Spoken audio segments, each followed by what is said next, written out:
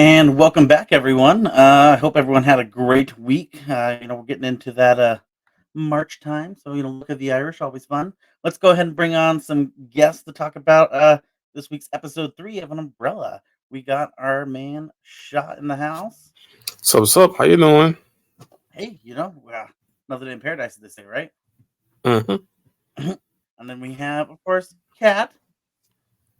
Hey, everybody, how's it going? Ew. Kat's showing us up all because of how gorgeous she looks. Look at that; she's just making us all look bad right now. Well, it's because I haven't washed my hair.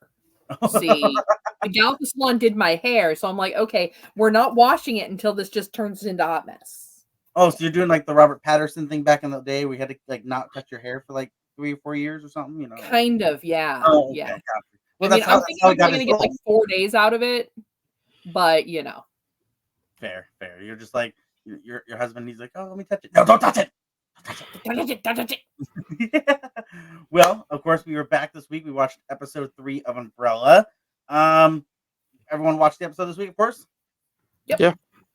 Awesome. So let's just dive in.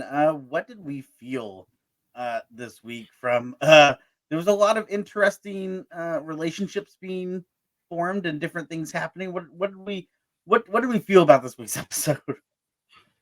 It was good. Some good music. Some good action. Okay. I don't know. The only song I know for sure that like immediately I always remember in this episode was is it Sinner Man? Mm-hmm. Yeah.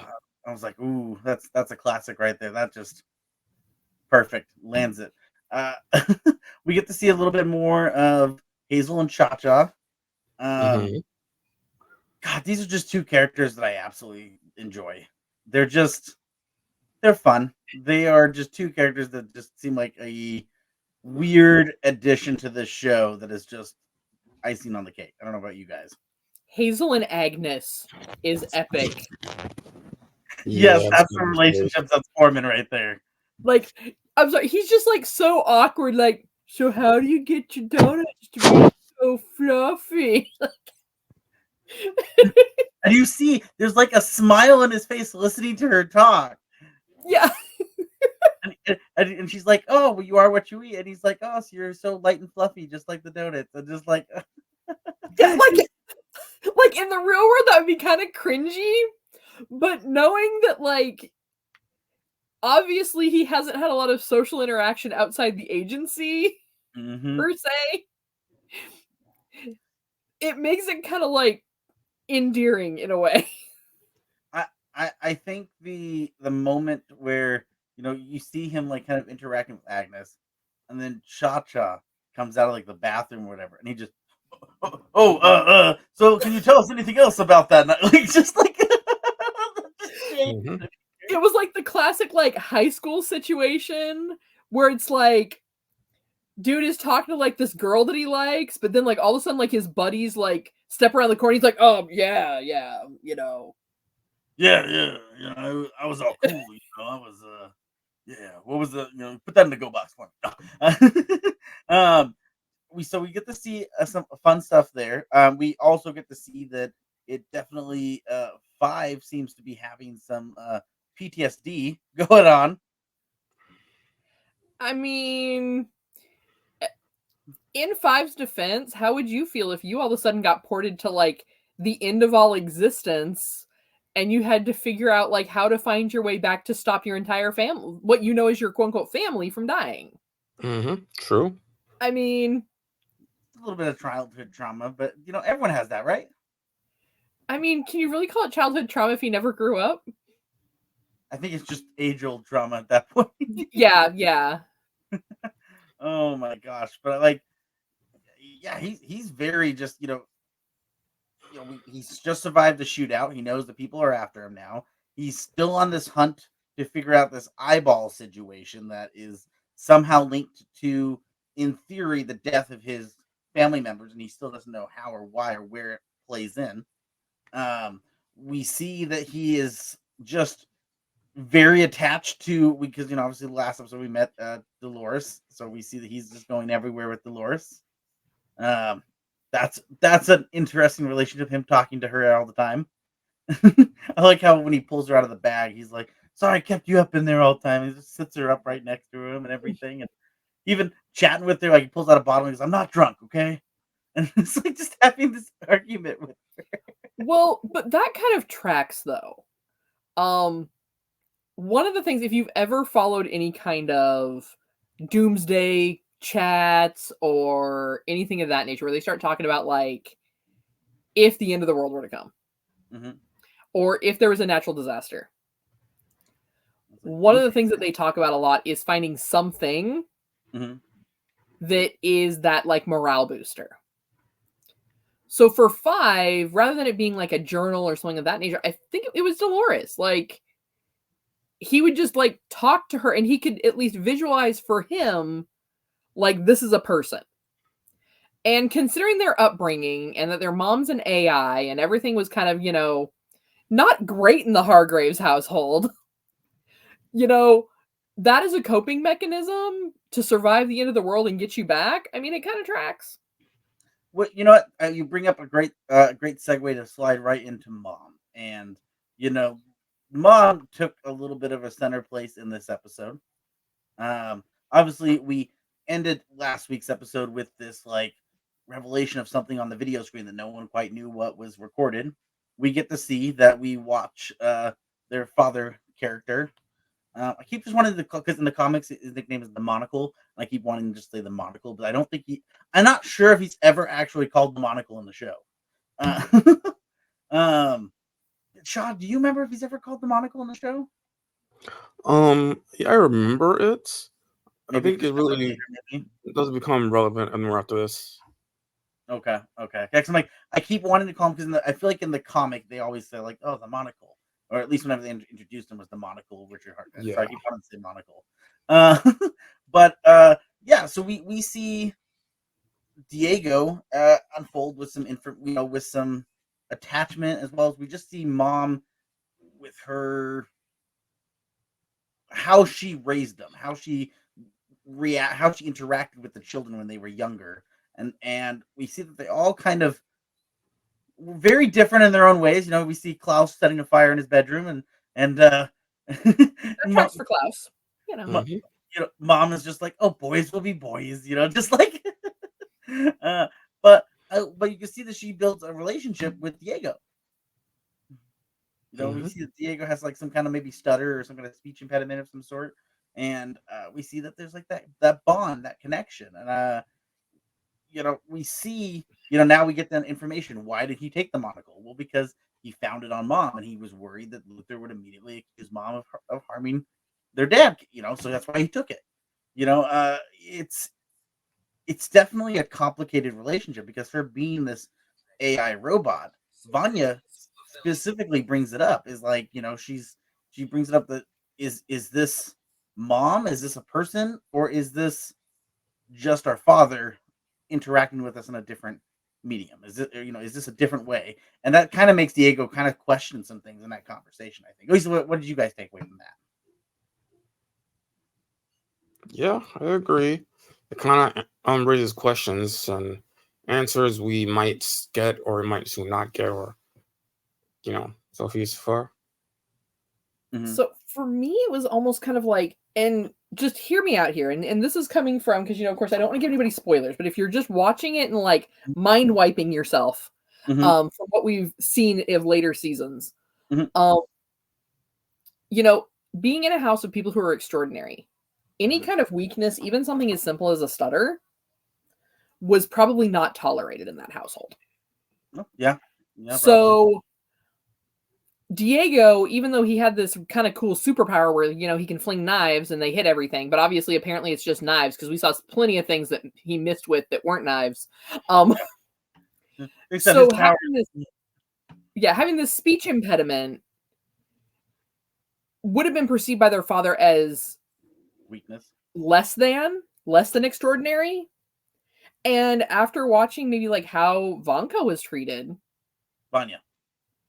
Vanya was treated, I don't know why because she's from Russia. I want to call her Vanka. I don't know why. God. Um, yeah. That was kind of that like, how do I overcome this? And especially trying to go on a mission where everything's chaotic. Mhm. I mean, when you first open that episode, like there's sirens going off, and there's like, and it's all for like it's time to leave the house. Like that is way more chaos Mhm. than what needs to be set up for it's time to go on the mission. Like, Yeah. Well, and these are remember these are preteens. These are these yeah, people are all like well, like maybe 13, maybe in the 14, 15 age range, but they seem pretty young at this moment. And so like yeah. you're going like we all went through 13, 16 in a very I'm sure awkward age. So like them going through it with powers and then this whole scenario just adds a whole Oh, and they're nother in the layer. public eye. Yeah, yeah. Yeah. Um, so I think, like for that beyond for him, for Diego is like, mom was the reason that he wasn't cast out. Because if you start to notice, even in the first few episodes with Diego's behavior, other than with the family, he has this real sense of like he wants to be part of something. Hence why he still wears the suit. He's still out fighting crime. He wants to be part of something. He needs that family, that group unit. And he definitely acts as if he doesn't, but you're right. I think I see that underneath that, like that's just part of his character. And I think we even see that more with the fact that he seems to tolerate Klaus because, like everyone else, he's actively always like lashing out and attacking. Klaus, he'll attack him, but in a way that like he kind of think I think Klaus can see right through this like persona that he's putting up. And so Klaus doesn't take it personally when he lashes at him. And so he allows Klaus to travel with him at times. He allows Klaus to be around him because it's that connection he wants. Mm-hmm. Yeah, and so I like that. I think it was cool. I do think the actor who played Diego, I think this was a good standout episode for him because we got to see some extremely emotional elements to his character. Um, Jumping to the end of the episode there, but like when he ends up basically recognizing and coming to terms with mom maybe her coding might be fading or something along those lines. He's watching, trying to talk to her. They had just had a big fight in the mansion and mom didn't even notice. He sits down and when she's sewing, she ends up like sewing her hand into their like she's just not there. And so that's when he kind of comes to terms with like maybe everyone's right. Maybe mom is she's just not there, and so we have to put her down. And so I think that moment is extremely emotional for him, and I think the actor did a really good job at like making you feel like, oh crap, like this is a character that's been super douchey and assholey for the last 3 episodes, and all of a sudden now I kind of like care. Well, I think too it was hard. You saw in the scene where he was talking to mom and trying to get her to give answers about that night. Mm-hmm. And she's sitting there in this room full of paintings and art. And he's like, mom, even like after we were all out of the house, he never gave you a room. Yeah, that's just sad. Yeah. And like where she's like, well, but I have the best view in the house because she has these paintings. Mm-hmm. And that she sees the one painting of the woman and says, I wonder sometimes if she's lonely. It pulls on the heartstrings a bit. Yeah. Mm-hmm. I do think what is it? I kind of want to know when he shuts her down. We see like the power, everything going off and everything, but then like a faint light kind of kicks on in her before she fully shuts down, and she starts to say, "What did she say? Diego, remember?" or something like that, right? Is that what she said? Mm-hmm. So it makes you wonder what was she trying to say? Remember what? It went back to his speech impediment. You think? Do you think Remember, that's because what she was trying to say? because he was like, I mean, he was getting choked up emotionally. Yeah. And Well, so I think she was trying to say, remember what I taught you. Picture Visualize the the word word. you're trying to say. Yeah. And Yeah. so it kind of tied back to that moment in the beginning of the episode where she was helping him work past that. Yeah, fair. Another seems to be correlation in this since episode 1.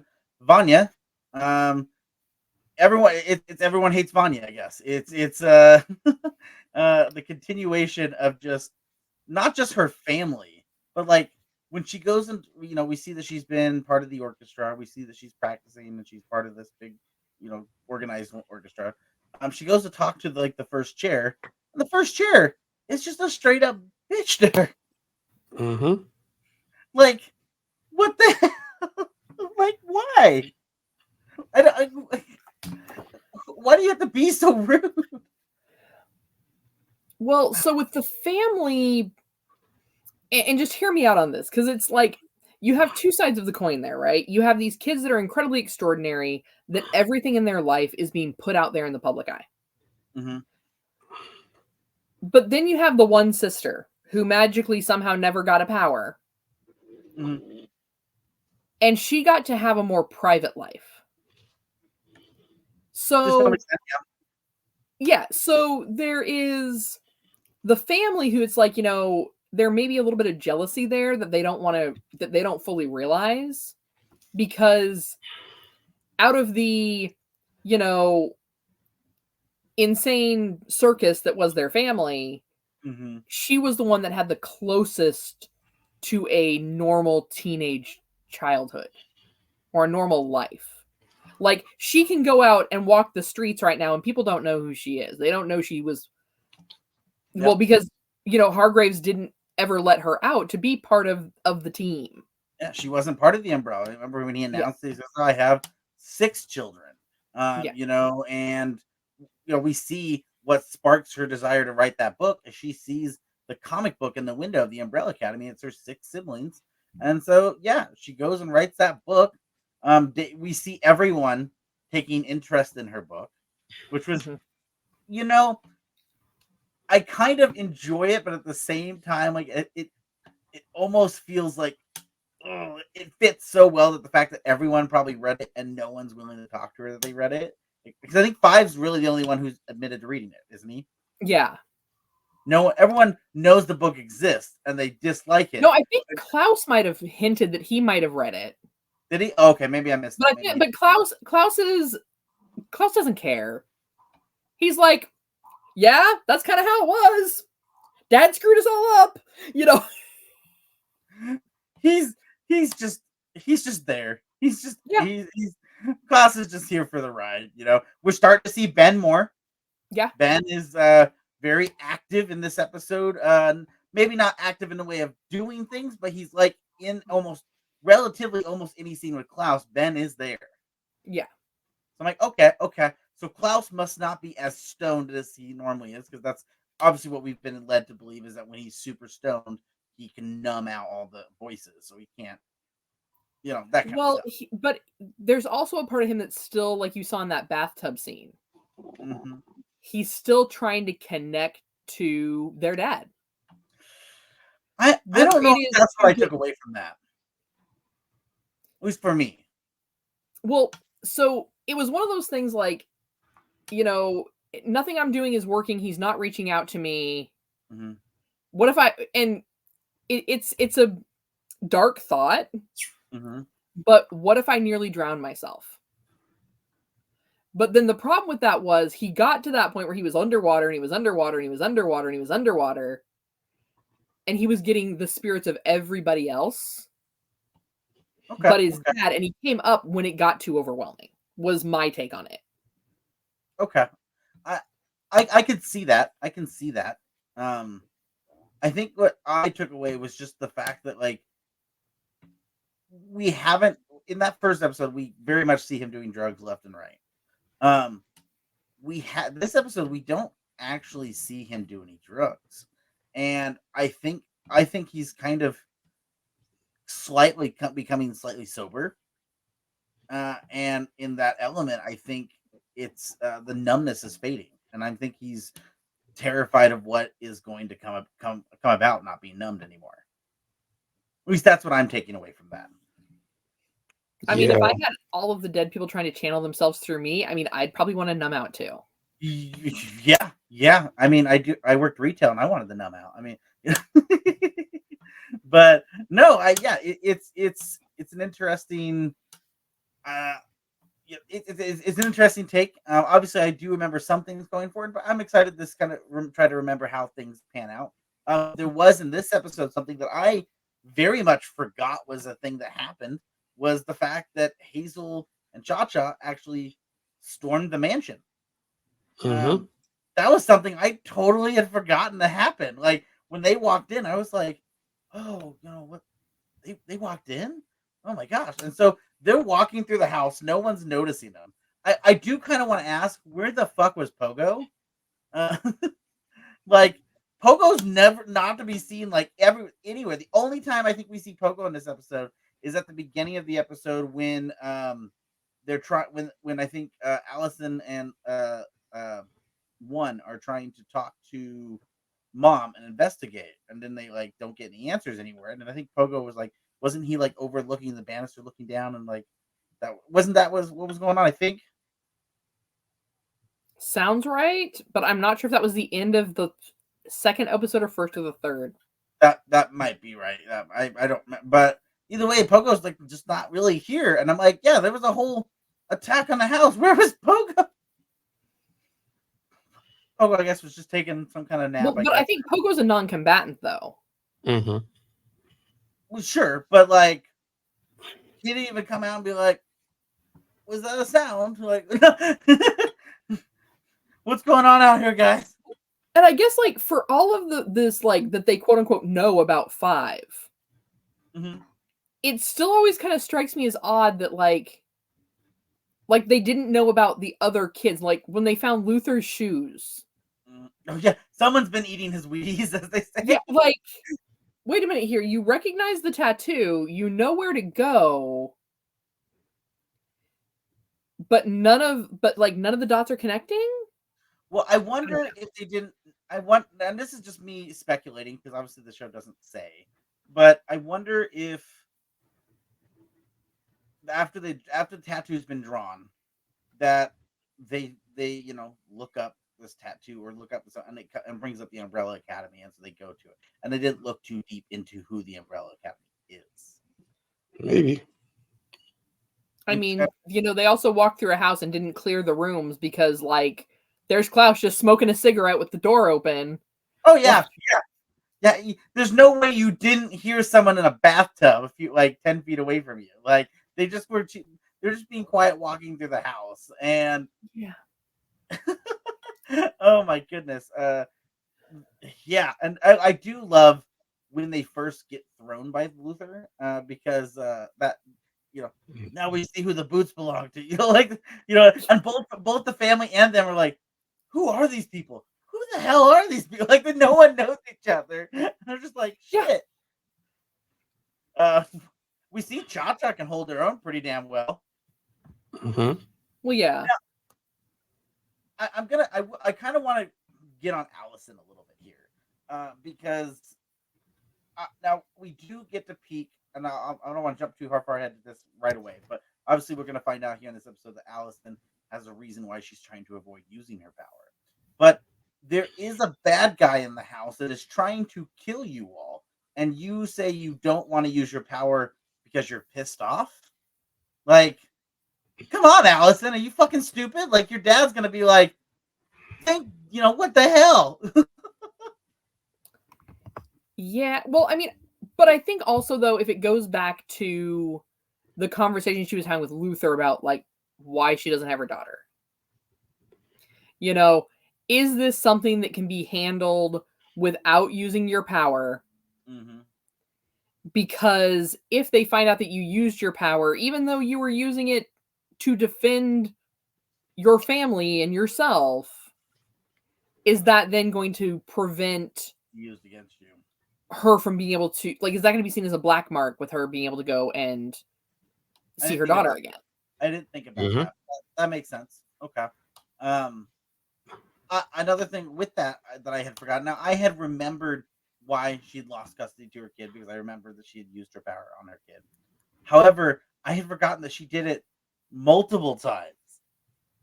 Like when she's like, it just started as once, but it kept working, and then she uses this like rationality of like, I just did what any mother would do if they had this power. I had an advantage.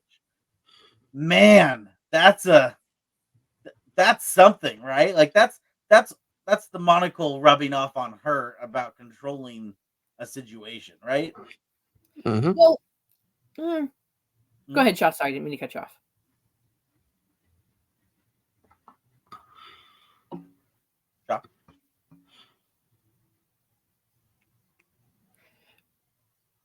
you have something to say with that, Shaw? No, I was agreeing with you. Okay. Oh, okay. Sorry, I thought I cut you off. My bad. So, and I guess my thing is like knowing people that are parents. You know, my goals are world domination and to have an evil lair, so I don't have time for that. But you know, no parent wants to see their child in pain or their child crying or you know, when they go through those phases where just nothing is going to make them happy and they're, you know, parents are having that moment where I love my child, but I don't like you right now because like everything is a crisis, especially like, you know, when kids are learning how to talk and learning how to like use their words to explain why they're upset. Mhm. You know, I don't know if you've ever talked to a toddler and sometimes the conversation is like, well, I don't want chicken nuggets. Well, okay, what do you want? Chicken nuggets. But you just said you don't want chicken nuggets.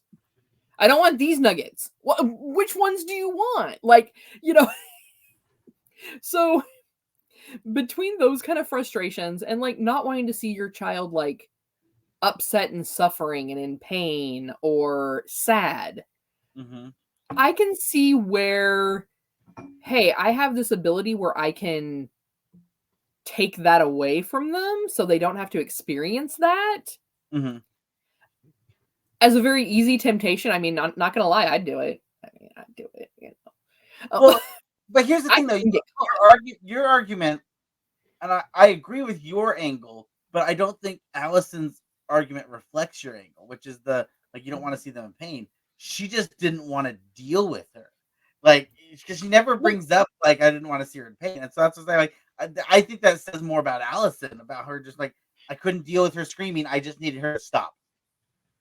well, but I think that also gets down to like, you know, when kids are infants, Mhm. there are sometimes like, and people are gonna come at me for this. Sometimes you got to just let the kid cry it out. Like you've checked them, they're fed, they're Mhm. not hurting, they're not like caught up in anything. Like Mhm. they don't need a diaper change, they don't need any of these things. Mhm. They're just crying out of their own frustration, Mhm. and you're trying to figure out why. Yeah. And you know, I think a lot of us have heard those stories from people where it's like, yeah, my kid was just screaming for like 2 hours and like nothing I did seemed to matter. And I can't make it stop. And I'm going crazy. And, you know, there are some parents that understand sometimes if that's going to happen, you set them down for a minute, you shut the door, you walk away for a minute, you take a deep breath, you get yourself back together, and either they're going to cry themselves to sleep or it's going to keep going and you're going to go back in with fresh ideas. So I Fair. think for Allison, one, not being raised in a really nurturing household, the frustration was, I can't figure out what they need. I can make this stop. Let me just Mhm. make it stop. Yeah. I I will say also, again, Allison's a character that I don't want to say is a low hanging fruit to attack, but she kind of is right now. Um, when she talks to Luther about how since she was a kid, she got everything she ever wanted from dad, and even for her career, like you know that she's misused that quite a bit up until it finally affected her, Yeah. Mhm. and that's I think that says a lot about Allison. I think that's obviously those of us who've seen further ahead know there's going to be things that will come later. But I will say, in the comic book, I think it was issue 4, in the first volume, she does straight up kind of use her power to get things. We witness her use her power to get what she wants, and I think she kind of just that's one of the few times in the book she even uses her power, is just to get what she wants, not to help someone, not to fight crime, not to do anything like saving and being heroic, but instead to just benefit herself, even if it like is kind of in a gray area, not a good thing to do. Well, but that I think also gets back to how they were raised in the household. Mhm. there was nothing ever really in place that was like, Allison, you don't use your powers for this. So far, yeah, what we've seen, yeah. Yeah, I mean, so far it's basically they were always encouraged to use their powers and develop their powers, Yeah. whatever mean, means possible. we saw that when they were in episode 2 when they were racing up the stairs and 5 teleported. And they're like, "Oh, he cheated." Nope, he adapted. Mhm. So yeah, I can see that. They were encouraged to manipulate any situation possible. They might as well all have been raised by Xavier and told to be little Xaviers. Mhm. Manipulate the situation. I think they might have had a little bit more compassion had they been raised by Xavier. Depends which Xavier, which version. True. I True. would say modern day Xavier is still very much like, come join me because I've just made everyone you ever loved forget you exist. So I guess I'm the only home you have. Oh no. I guess you have to come with me. I'm your only family now. Give Daddy a hug. I said give Daddy a. Oh, good times, Xavier. Good Yeah. making fun of him. But no, it was interesting. What did we think of the fight when we saw the whole family come together and actually fight against Chacha and Hazel? Like, was there anything that caught your attention? Anything that was really cool about the fight? Just some good choreography. It was good. Okay. So for me, it kind of showed that, like, even though they haven't been fighting as a team in who knows how many years, Mhm. it was so ingrained in them growing up through the academy that I mean, you've seen these characters in the first 2 episodes, like, they barely tolerate each other at best. Yeah. And here they are going straight into combat with each other, having each other's backs like they've never missed a beat. Yeah. Now, I get that. I'm totally on board with that's in the script and it's great choreography.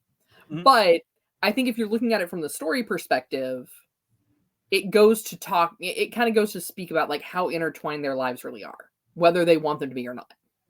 It's muscle memory for them. It's engraved in them. Mhm.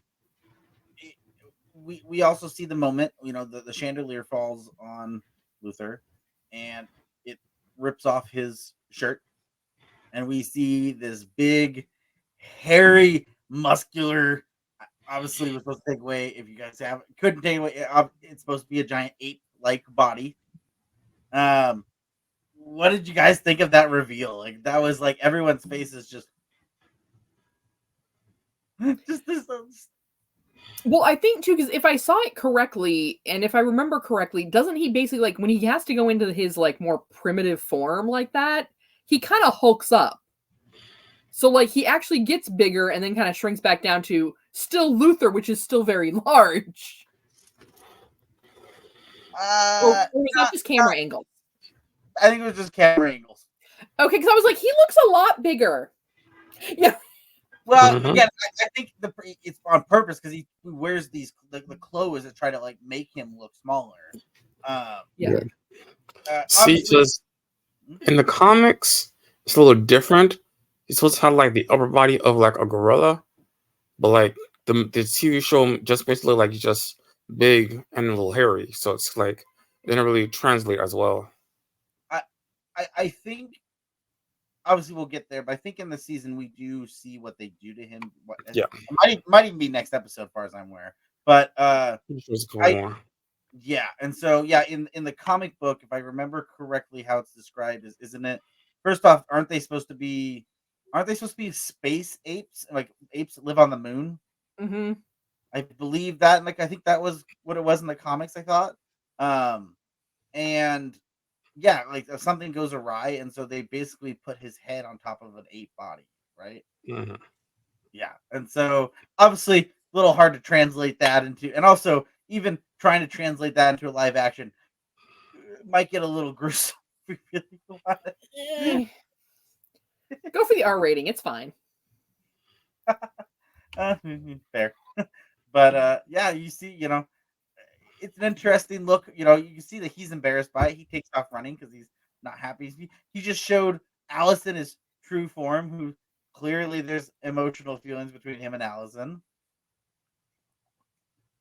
Yeah, I mean, just because they're not blood, you know. yeah, sometimes you get Yeah. stuck in the dryer step, brother. You know, I don't know. Mhm. Yeah, yeah. But no, we get that reveal. What else did we get in this episode that was pretty interesting? What else do you think, Sean? Do you think that you remember, like, just catching it, standing out for you? Honestly, I think that's it. I mean, that's total everything. I think. I did enjoy that, and we've lightly talked about this with Klaus.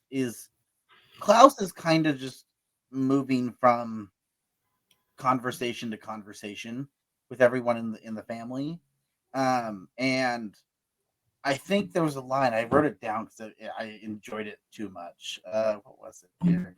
He says to basically, when he's in the van with Luther and Five, and they're both telling him, like, just leave, just go, and he's just like, why? Why do you want me to leave? And they're just like, well, we don't take you can't take anything serious, and everyone's like, yeah, you really don't. So you just go, like, But he says, what did he say? What is it? I waxed my ass with chocolate pudding. He's like, man, he goes, fun fact, I waxed my ass with chocolate pudding. Like, what the what? Well, I feel like Klaus his entire life has tried to bring like levity to the rest of the family. Kind of like you said, like the desk is on fire and he's jumping on the bed. Like that's definitely like he was like the class clown of the family.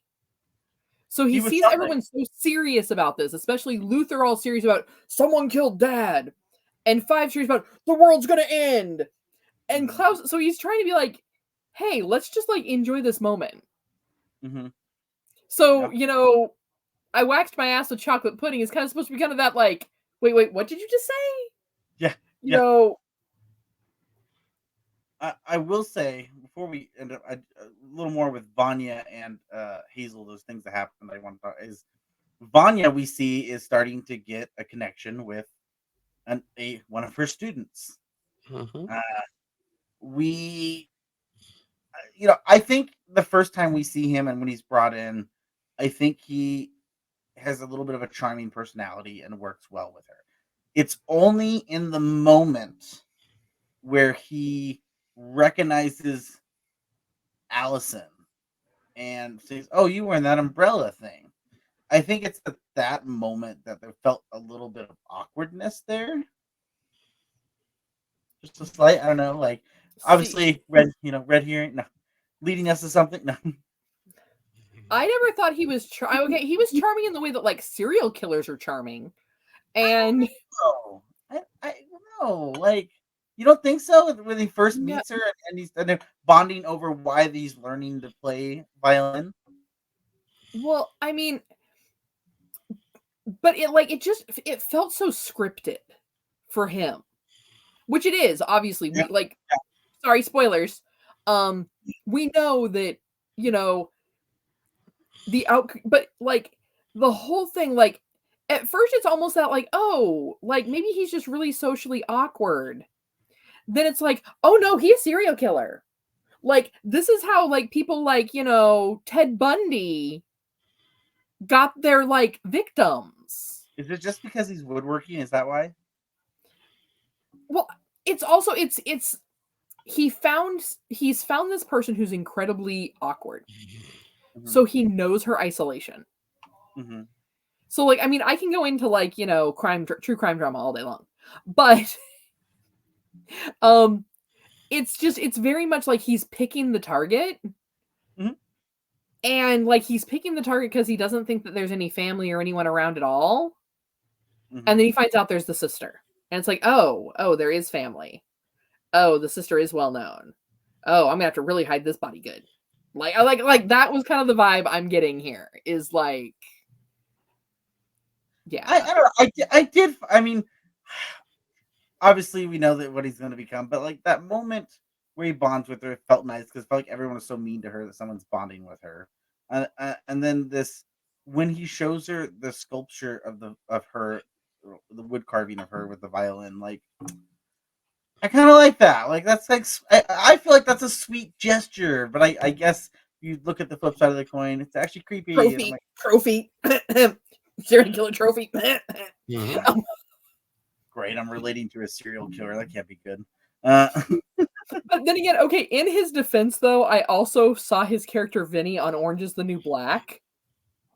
And yeah. he was a very similar character in that. Like, he found this... He has a pen pal that he's writing in prison Mm-hmm. that he then goes and marries her and expects it to be happily ever after. You know, so maybe I'm seeing a little bit of that typecast between the two characters. And I can see that. It came across as very serial killery to me. Mm-hmm. Of course, it could also be the difference of seeing it from a woman's perspective versus a men's perspective. So, like, ouch, that feels bad again. That feels a bad reflection on me again. well, no, like, not. It's one of those things. It's also life experiences, right? You know, most serial killers aren't targeting men unless you're Jeffrey Dahmer. But you know, like I said, I can talk true crime all day. But you know, most bad bodies are hidden. Yeah, you know. So maybe that's it. I don't know. Like, you know, most men don't ever worry about like walking down like a dark street where women were like listening to everything going on. Like, is somebody following me? What's going on? I get you. So yeah. I mean, maybe that's why I'm a little bit more like, oh no, he feels like a serial killer. Fair. You know, He's gonna lock her in a box under his bed. You know, like you know, and we see the continuation of Vanya at the end of this episode. You know, after that fight, just that reaction that Diego has to her, like, you are a lie of fuckability. Like, wow, like, just a way to just say, get the hell out of here. You know, that mentality. And then Allison just tries to sugarcoat it, but like clearly fails in every capacity. Like, man, But for me, that also got back to where we touched on with Diego earlier, of his strong connection to the family. Because what he is seeing is, I couldn't protect her. She was here. No one knew she was here. She got pulled into the middle of this. I couldn't protect my family. And so that's where I think his rage of you're a liability came out, because it wasn't really what he was feeling. It was that feeling of she could have been killed and I couldn't have stopped it. Pushing her away, thinking it's helping. Yeah. What even, like, you know, or that emotional knee-jerk reaction when you realize someone close to you just had a very, very close, dangerous experience. Yeah. When Allison tries to go after her, and he's just like, "No, let her go." And I'm like, man, like, and in a way that, like, she heard it. She's walking away, and she heard him say, "No, let her go." Like, man, no wonder why she has trauma, guys. Like, poor girl. Well, but with Allison, is that also the same thing of like, let her walk away because we need to figure out how we're going to deal with this in the moment, and we can't risk her being used as a liability against us later on? Was that part of like, because Allison, even though she has the manipulation power, even without it, she definitely has that more like manipulative thought process. So if her thought is, we have to deal with these two chuckleheads that just broke into our house, if we don't let them think that we care, they're not going to use her as a target. I could see that. I could see that argument. And then the last little bit we get, so with Hazel, I do like that we see him sitting on the couch, or the bed that's vibrating, and he has this donut, and Cha-Cha walks in after like pulling a knife out of her butt, and she's all like, "Where'd you go? I couldn't find you." And he's like, "Oh, I lost you, so I just assumed we'd meet up here." And she goes, "And you took the time to stop and get a donut?" And he's like, "Want a grilled chicken sandwich?" Sure. He stops to get a donut, and like, that's just, thank you. Maybe, like, you know, maybe I got a donut. I don't know. Like, maybe I wanted to see Agnes. The only way I can see Agnes if I go buy donuts. They're so light and fluffy. Just like Agnes. But, she's like, well, tonight was a total waste. And he's like, well, and so we see that somehow in the commotion, he got Klaus. So what do you think? How do you think that happened? Did he just walk up behind Klaus and hit him back in the head? Like, what do you think he did to take Klaus? I mean, is there a chance that Klaus actually had gotten high at that point? And like, maybe. Well, he was smoking a blunt of some kind, right? Yeah. So maybe. So like, did he just luck out and found him like, in the tub and just grabbed him and like was like, here we go? Well, we saw he climbed out of the tub because he was dancing around the house with the headphones while the shootout was going on. Yeah. Again, no Pogo. Mm-hmm. Pogo's just somewhere, I guess. Oh, but yeah, it's gosh, it's an interesting place. That place is so interesting, I gotta say. Like, and that house feels like it's so massive, doesn't it feel like that? I'm like, how many? I mean, floors it definitely gives like, the perfect size for an evil villain's lair. We know that's my jam. I know that vibe, We know you're setting that up. You're trying to get it set up right now. I mean, Yeah. you already got the painting behind you set up for it. What you need to do is get a painting of like. Did you ever watch Stargirl? Yes. So you need the painting like they have in their evil Unjustice Society back there. So you just need to have a painting of everyone that you want to be part of that, like around the table, just all standing there. See, in my world, we call that evidence. Well, that's 100% what it was, but that's why they kept it in their secret lair underground. That's why no one found it. Yeah, but then when people find your secret lair, they know your plan. They realize it was you all along. Don't get caught. Don't get caught. Gosh. Don't leave evidence that people could like randos wander into your You've lair. been watching True Crimes. You're watching True Crimes. You got to learn how to just, But yeah. So I guess we're ending this episode with Klaus now being kidnapped by Hazel and Cha-Cha. We see Vanya has now been pushed even further away from the crew, and she is running into the arms of what you're calling the serial killer. We see that Mom is now been turned off, or in the way of Diego said, shut off like a vacuum. We see that Luther has been embarrassed about dealing with his appearance. But the whole family just kind of seems like we're all kind of messed up. Like we just got our asses kind of handed to us. Now we got to figure out what to do next. Where do we go from here with that? Like what do we think is going to be the next steps for the family? How long do they realize Klaus is gone? Right. Because Klaus is another one that kind of annoys them. Like he also disappears on his own. He's our brother, but he's kind of annoying. He might be off just on a binger as far as they're aware. They have no idea. Yeah, so they have no incentive to be like, oh no, where's Klaus? Oh, he's probably getting high. It's fine. Like it's Klaus doing Klaus things. Yeah, we see him eating a bagel out of a trash can at the beginning of the episode. Like, it's an interesting. I do love him talking to Five though when Five's walking away, and he's like, "I love you." Oh my gosh, he's something else. So yeah, that's gonna be the thing. Is like, how long are they gonna before they realize Klaus is actually missing? Mm-hmm. And are they all going to start to realize maybe they do really need each other, or bad things are going to happen? Do we like Five still hasn't technically shared with everyone that the end of the world is happening.